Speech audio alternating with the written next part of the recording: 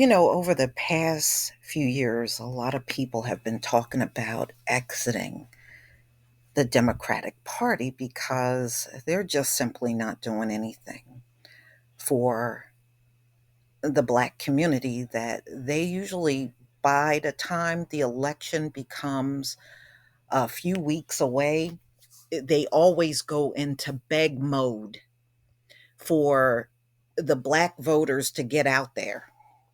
And as you can see, they don't do this for any other group. You don't see them begging Hispanics or Asians or any other group here in America that they have done a lot for to get out there and vote. Now, you saw that insult of a song, No Vote, No Vucking. And, you know, this is the kind of stuff they do. And the end result is once they're in office to do for every single group except for the Black community. One thing they are is consistent with the benign and neglect. And then they want to know why the turnout is going to be low. They're already anticipating the midterms in the Black community is going to be a very low turnout. They're already saying it. So it's no big surprise that you're starting to see these articles crop up where they're clearly telling you that they know they are losing a big portion of the voters in our community. And they're absolutely right. They are. So the Democrats' problem keeping Black voters is only getting worse, and it will continue to get worse. So, once upon a time in America politics, the Democratic Party enjoyed the overwhelming support of the Black community. Left leaning candidates routinely won over 90% of the Black vote. The times they are changing. African Americans, you know what they call us, y'all. We know who we are, though, are becoming increasingly disillusioned with the Democratic Party. And this is no longer just something you hear in the barbershop or church pews. It's showing up in the polls in a significant way. And yeah, they're worried. Joe Biden is not bringing up the marijuana issue for no reason. But see, what he's doing is very insignificant because the majority of the arrests are on the state and local level, because there are county jails, there are state prisons, and that's where the bulk of your people that get arrested for marijuana possession, that's where they are. So, doing it on the federal level, it's really not that many people, not enough to make a real significant impact. A recent Washington Post ABC news poll revealed that while African Americans still support Democrats by clear margins, the percentage have declined significantly. When they were asking about the party they intended to support in the upcoming congressional elections, 79% chose Democrats, while 18% indicated they would vote for a Republican candidate. Interesting. So, even more interesting were the responses when African Americans were asked if they would support President Joe Biden or former President Donald Trump if the 2024 presidential election were held today. 70% of the respondents indicated that they would vote for Biden, while 23% said they would support Trump, who won about 12% of the Black votes in 2020. In the 2 years of the Biden administration, since he took office, he managed to double Trump's support with Black voters. That's quite a feat. In fact, they're saying the left is actually losing their hold on Black voters. The Democratic Party has shown that it is unable and unwilling to address the concerns of the average Black American.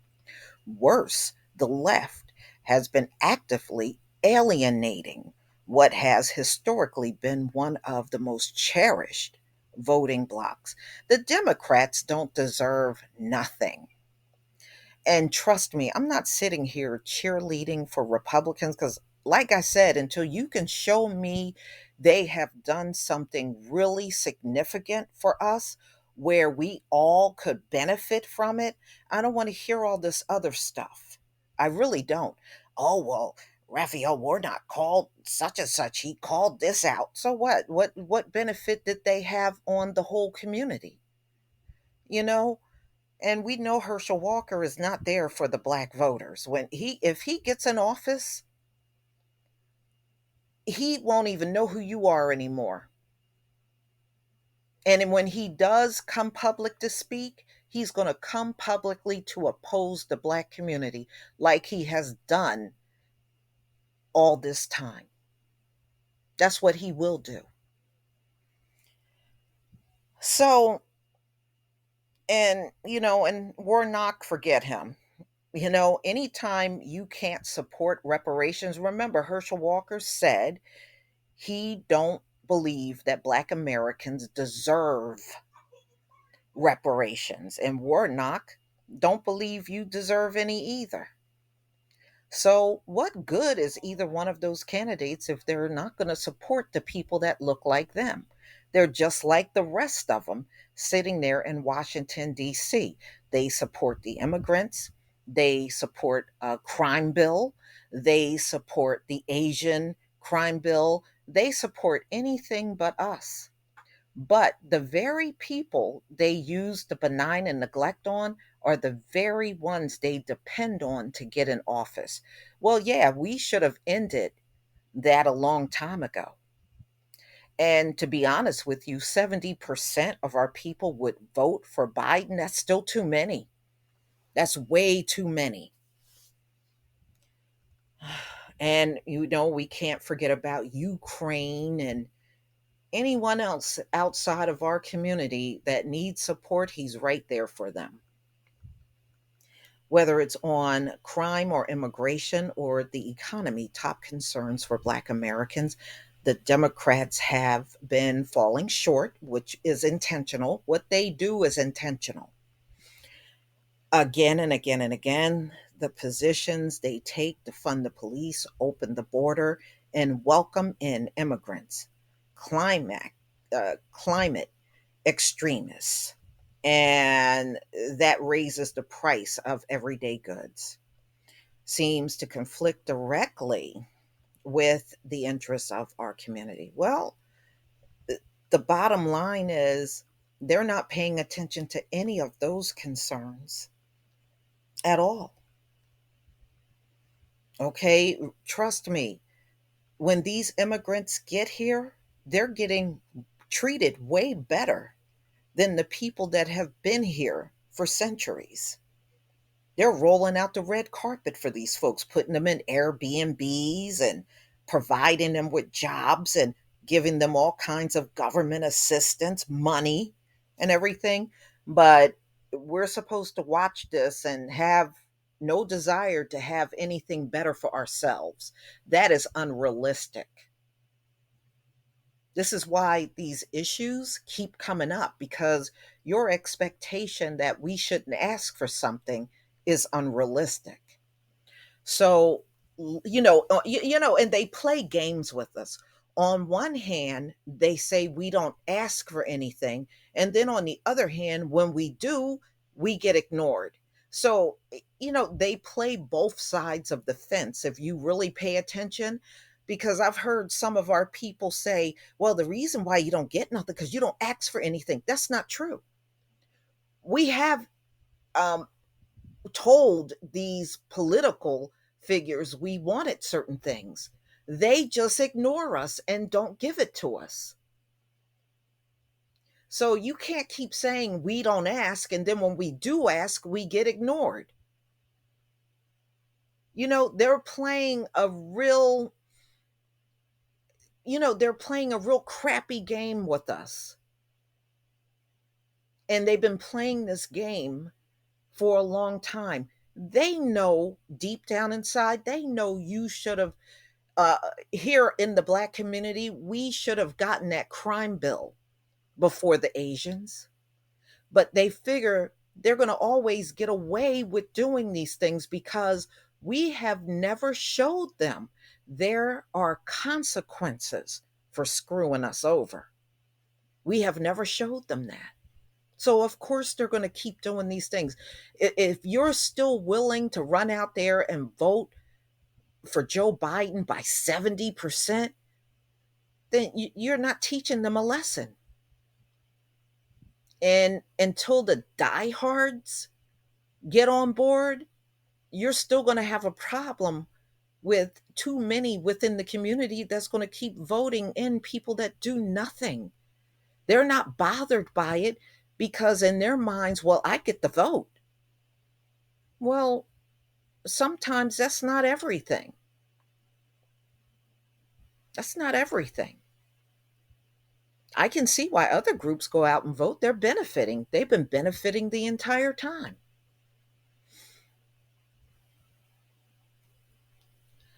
Okay. This is especially true when it comes to Black men. When it comes up, those who represent the Democrats take to scolding the people that have left, they have left behind. And the only thing that happens is no one wants to be lectured, especially by rich pundits and politicians who don't have their best interests at heart. And I agree with that. As Dr. Jason Nichols recently put it, Black men feel they are spoken about by Democrats rather than spoken to. Actually, they do that to the whole community. It wouldn't be surprising to see a wide swath of Black voters change sides in the November midterm election. Many likely remembered doing much better under Biden's predecessor and seeking to alleviate the economic woes that have arisen under this president's administration. But even larger group of African Americans will probably sit this one out without supporting either party. And see, another thing that we must do when these politicians that come out and try to chastise us for not voting, and that very politician don't do a thing for us, man, we should be dragging the hell out of them. And what we need to do in social media is put their track record up and show the people how they have failed to represent the people that look like them.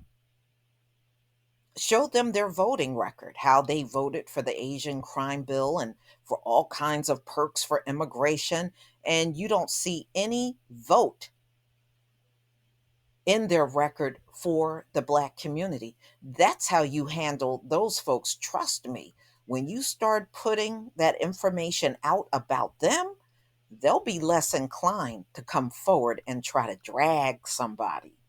That's really how you have to handle that.